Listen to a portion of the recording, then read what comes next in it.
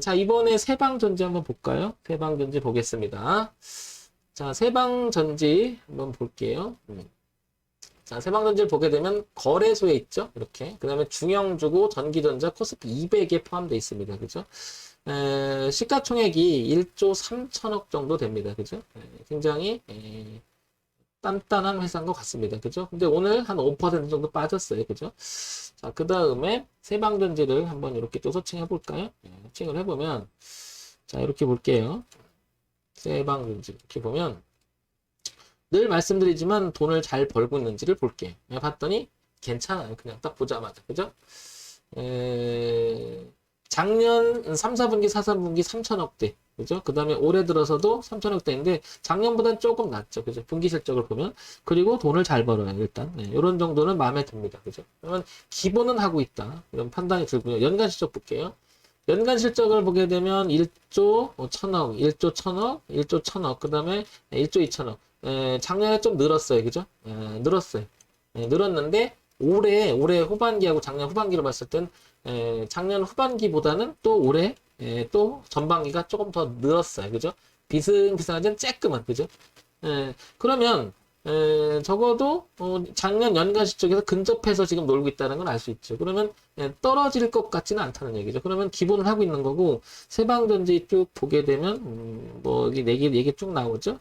나오는데, 뭐, 얘기에 대해서 보게 되면 어떻습니까? 뭐, 요 종목에 대해서는 특징적으로 나오진 않아요. 그죠? ESS 관련주 뭐, 이렇게 나오고요. 그죠?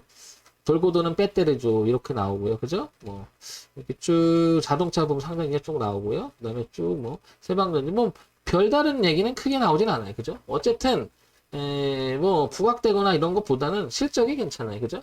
자, 그러면 이제 차트 쪽으로 한번 넘어와 볼까요? 그러면 여기까지 보면서 전 항상 판단을 이렇게 해요. 보게 되면은,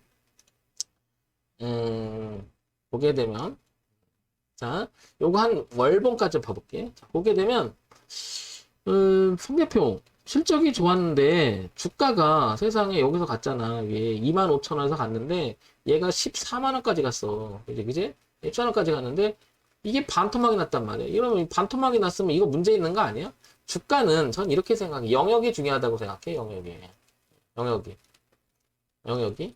그러면 이 세방전지는 그동안에 보게 되면 2014년서부터 그려진 5만 원대 초기 때가 이 자리를 굉장히 오랜 시간 동안 넘어가지 못했어요. 이렇게 그죠? 이렇게 1년, 2년, 3년, 4년, 5년, 6년, 7년, 8년 가면 나오는데 작년에 넘어갑니다. 그죠? 이렇게. 근데 실적이 나쁘진 않았잖아요. 그죠? 그래서 아까 보니까 2017년, 2018년, 2019년 괜찮았어요.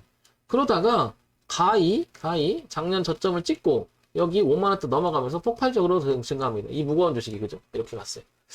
그리고 나서 이 자리를 밀리면서 지지를 하고 또 지지를 합니다. 그죠? 이렇게.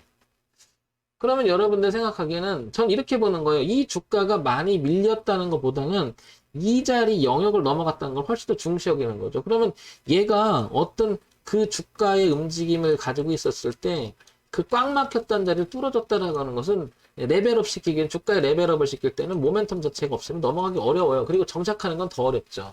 근데 거기서 가장 중요한 것은 뭐예요? 실적에 부가머리도 그죠? 네. 그러면 이 주가가 올라가서 이렇게 된 것도 보면 탄력적인 것 같지만 그게 아니라 그만큼 성장 가능성이 있다 갔다가요. 시장에서 바라보기는 여기만 깨지 않았다고 하는 것은 난 주가는 아직 살아있다고 봐야 돼요. 주가를 가만히 보면요. 실적이 좋다고 해서 막 올라가지 않아요. 실적이 좋아도 주가 떨어져요. 그런데 그 흐름이 유지가 되면 주가 좀 올라가다가 어느 순간 폭발적으로 올라갈 때도 많아요. 그러니까 응축됐다 가기도 하고요. 어떨 때는 별것도 아닌데 이렇게 가다가 주가 가요. 그럼 갔다가 나중에 거품이 이렇게 떨어지기도 하고요. 그러니까 선반영 되기도 하고 후반영 되기도 하고 막 그래요. 알고 보면. 그래서 이걸 알 수가 없어요. 저는 그래서 이거를 어떤 그 기점에 대한 그 기준을 잡을 때는 이런 걸 보는 거예요. 이런 거를. 어디를 넘어가줬느냐. 그런데 세방전지는 이 자리를 넘어간 게 지금 9만 원대지만 그 자리를 넘어갔다는 얘기죠. 자, 그러면 하나 더 범위를 넓혀볼게요. 연봉으로 한번 넓혀볼게요. 연봉으로. 그러면 근데 연봉이 이렇게 오잖아요. 그러면 제가 좋아하는 그림에 항상 큰 그림에서 대추세를 이런 걸 보는 거죠. 저는 이렇게.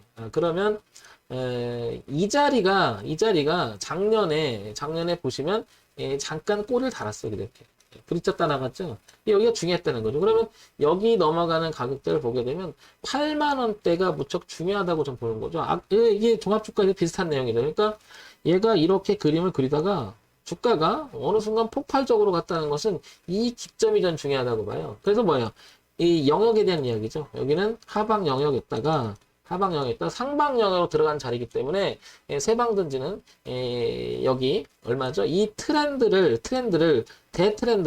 추세선을 하향 이탈하지만 않는다면 그리고 밀렸을 때 다시 여기 보면 이제 한 번 더 가격대를 보게 되면 여기가 되겠죠. 그럼 6만 원대가 되겠죠. 그러면 여기 7만 5천 원하고 요 6만 원대만 깨지지 않으면 전 이거 눌림으로 보는 거죠. 이렇게. 그래서 한 번 더 튕겨나가지 않을까 이렇게 생각이 드는 거죠. 그래서 세방전지를 가지고 계신 분, 그 다음에 신규 진입을 생각한다면 이 가격대 이탈 여부를 확인해야 되겠죠. 그죠? 이 가격대. 그러면 다시 이거를 주봉으로 넘어가 볼게요. 이렇게 다시 넘어오면 여기가 7만 5천 원이었던 부분이 이 부분이 그래 연봉의 그 자리가 아닐까 조정해보고 여기 6만 원대가 연봉에서 넘어오는 그 자리가 될 수 있다는 거죠. 그러니까 범위를 좁게 보면 잘 안 보일 수가 있겠죠. 근데 범위를 넓게 보면 이게 디테일해지진 않죠. 조금 오차가 생길 수가 있겠죠. 그래서 이렇게 좁혀본다면 세방전지는 얘가 만약에 주가가 이게 좀 넓잖아요. 이게 그러니까 이렇게 할 것 같아요. 저는 이거 이런 흐름을 지금 넘어가고 있죠. 그죠? 이렇게. 그리고 트렌드가 이렇게는 잡히겠죠. 이렇게. 그죠? 흐름은 이렇게 잡히고요. 그죠? 실적도 좋고, 내용도 좋고, 이거는 눌림이라고 보고 이 자리를 되게 중시 여기는 거죠. 그러면 어떻게 될까요? 저는 이거 잡아볼 것 같아요. 잡아보고요. 이 간격이 그렇게 크지 않을 거란 말이에요. 지금 이 가격에서, 9에서, 보니까 한 15, 18% 정도 되는 것 같은데, 이 간격이. 저는 이 부분이 약간 눌림성을 준다면 여기서 한번 잡아볼 것 같아요. 이렇게. 그리고 대응할 것 같아요. 7만 5천 원을 하향 이태해서 놓는다면 여기서 약간 비중을 줄였다가 다시 여기 얼마죠? 6만 원에서 지지하는 거 보고 살아나면 여기 다시 한번 할 것 같아요. 황 대표 그러지 말고 이렇게 분할 매수 들어가는 게 어떻겠나. 그럴 것 같으면 차라리 여기서 기다리겠죠. 항상 저는 분할 매수에 대해서 많이들 얘기를 하시는데 저는 물타기랑 다를 게 없다고 생각해요. 여기서 갈 것 같으니까 잡은 거잖아요. 여기서 갈 것 같으니까 잡는 거고요. 그런데 이렇게 가는 거 이렇게 알 수 없으니까 나눠 잡을래. 문제는 잡았을 때 조금만 가져가고요. 그죠? 죽었을 때는 다 잡아갖고 죽게 되죠. 그러면 결과론적으로 보면 이 무게감의 손실이 훨씬 더 커져요. 그래서 물타기의 개념은 분할 진입은 별로 좋아하지 않습니다. 야, 황 대표. 그게 아니라 우량주는 어차피 기다리면 다시 오잖아. 그러니까 잔파를 생각하지 말고 뭐라 그럴까? 길게 가져가는 매매에서 그걸 들고 있어도 되지 않아? 그러니까 네가 지금 얘기하는 건 그러니까 네가 황 대표가 차트 총소리 듣는 거 아니야. 그 좁은 틈에서 하려고 하니까. 이해한다니까요. 이해한다니까요. 충분히. 하지만 제가 30년간 주식 매매를 해봤을 때 결과론적으로 저도 그런 걸 해봤지만 문제는 우량주래도요. 장기 침체가 들어가면 상당히 오랜 시간 힘들어해요. 문제는 얘가 뭐 이 회사가 탄탄해서 이렇게 해서 이렇게 안 간다 이게 아니고요. 이렇게 내려갔다리 가니까 이게 아니고 한번 잘못 이게 걸려들면 상당히 오랜 시간 날 괴롭히고 힘들게 만들죠. 그리고 온다는 보장도 없어요. 그러다 미끄러지는 주식도 굉장히 많습니다.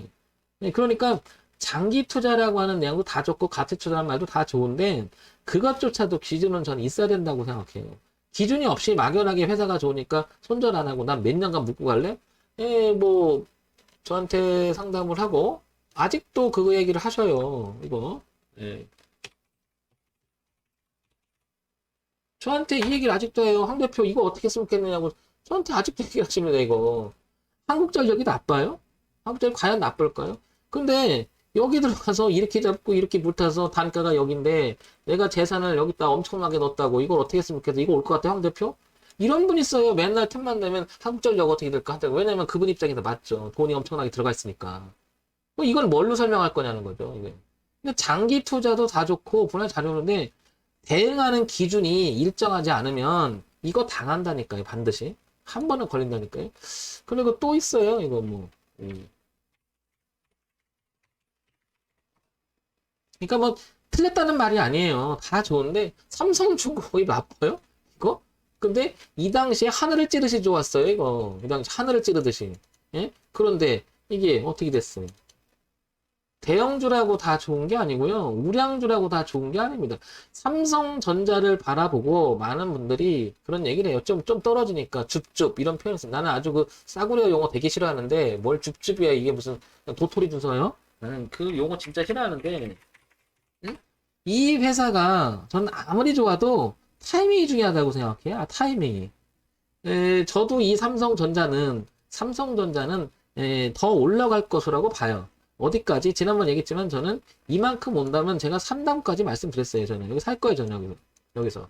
이 정도 사게 되면은 소위 말해서 올라갔다 떨어진 폭이 지지 저항도 있기 때문에 여기는 내려도 이렇게 파동을 치면서 빠지도록 이렇게 빠지는 게 더 많이 받기 때문에 그 확률을 하는 건데 저는 이 흐름을 이탈하잖아요. 삼성전자에도 전 나와요. 저는 그렇게 한다는 얘기예요. 야, 이 바보 같은 황 대표야. 삼성전자가 손절할 생각을 해? 아니, 그 말이 아니고요. 최소한의 저는 기준을 가져야 된다고 말하는 거죠.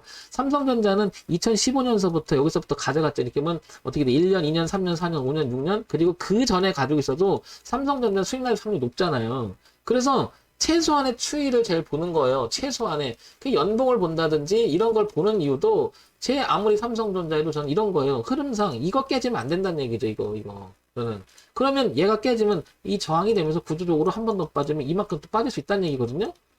그럼 이렇게 빠졌다. 야, 삼성전자 이렇게 올라오지 않을까? 아니, 그건 소설 쓰는 거지. 모르잖아요. 그걸 모르니까 대응을 하려고 하는 거죠. 그래서 기준 없는 매매는 항상 위험성이 내포 있다. 저는 이렇게 생각을 하기 때문에 그래서 얘기 드리는 거지. 또 얘기를 하면 뭐 이걸 손절해야 된다 또 얘기가 나올까 봐 그러는데 요런 점 그래서 참고사항으로만 보세요. 저는 내 말이 옳다 그러다 말하고 싶은 생각이 전 죽어도 없습니다. 자, 세방전지는 그래서 황 대표 판단에는 지금 보시면 어때요? 여기 75,000원 그죠? 그 다음에 6만원이라는 기준을 가지고 도전해 볼 만하지 않나 이렇게 보는 거죠. 왜냐? 전 참 좋아하는 게 이런 거예요. 기본이 일단 돼 있으니까 그죠? 저기 돼 있잖아요. 그죠? 기본이 돼 있으니까 기준 있는 매매를 하게 되면 아니 잘못돼도 요만큼은 내주겠다는 거 아니에요. 그죠? 내주면 되잖아요. 내주면. 예. 근데 야야 왜 손절해? 이거 어차피 갈 건데 아니요. 이거 손절하고 다른 거 들어가도 이거보다 수익 나는 게 더 많아요. 그러니까 한 종목에 사랑에 빠지지 말고 기준 있는 매매는 그래서 제가 기준 있는 매매를 제목을 정해서 또 얘기 드리죠. 그러니까 세방전지는 그런 쪽으로만 봐주세요. 황 대표가 뭐 얘기하는 거 차트 충이니까 또 차트 갖고 있는데 이렇게 하지 마시고요. 네, 아시겠죠? 그래서 세방전지는 정리해서 다시 말씀을 드리면 1차적으로 얘는 기본적으로 실적을 잘 내고 있으니까 현재 이거 괜찮다 보고요. 기술적 분석을 봤더니 연봉이나 큰 그림을 봤더니 75,000원이라고 하는 자리 그 다음에 6만원 자리가 뚜렷하게 나타났다. 그래서 기본적 분석, 기술적 분석 괜찮은 것 같고 그 다음에 정보 분석이나 이런 내용은 또 고만고만하죠. 그래서 뭐 큰 적은 없으니까 이런 대로 추이를 간다면 얘는 이 자리를 이탈하지 말 것, 그 다음에 이 자리를 지켜줄 것. 요거 하나만 되면 되지 않을까? 그러면 얘가 만약에 이렇게 이탈하면 이 흐름을 다 깨고 나서 이 매물이 쏟아질 수 있고 한참 고생을 할 수 있다는 거죠. 그러면 얘가 1, 2 내려온다는 것은 주가가 이렇게 간다가 아니고 이 흐름을 전체적으로 고점을 낮추면서 이렇게 내려갈 우하향으로 그려지는 그 마지노선이 여기라는 거죠. 그래서 이 저점이 높아지는 이 기준의 마지노선인데 이거는 일봉만 보니까 그렇지만 아까 보셨겠지만 이렇게 오는 대추세의 뭐였죠? 월봉이나 다시 연봉이나 이렇게 보면 기준이 있다 이 말이죠. 그죠? 그래서 더 큰 그림에서 저는 이거는 지켜줬으면 좋겠다는 거죠. 이렇게 그죠? 이렇게. 그래서 여기를 이탈하지만 않는다면 세방전 눌림이라고 보고 다시 한번 가지 않을까. 그러면 어디까지 갈까? 내려온 그림의 중간 정도까지를 먼저 봐주는 게 일반적이죠. 왜냐면 내려올 때 매물 있죠. 매물. 그럼 중간 정도의 매물은 여기 오면 기술적으로 부딪히는. 그러니까 이런 데는 가상의 저항자리라고 얘기하죠. 그래서 가격대를 보게 되면 한 이 정도 얼마? 한 11만 4천 원 정도? 그러니까 6만 원과 7만 5천 원, 11만 4천 원이 일단 파동의 구역으로 보는 거고 여기 넘어가면 두 번째 문제라는 거죠. 그래서 가지고 계신 분이라면 그 다음에 신규 진입을 생각한다면 7만 5천 원과 6만 원 사이의 지지가 가장 중요하다. 그리고 반등했을 때는 11만 원대를 어떻게 해주느냐 거기가 중요하다. 뭐 이런 쪽으로 체크하면 되겠죠. 참고사항으로만 보시기 바랍니다. 자, 세방전지였습니다.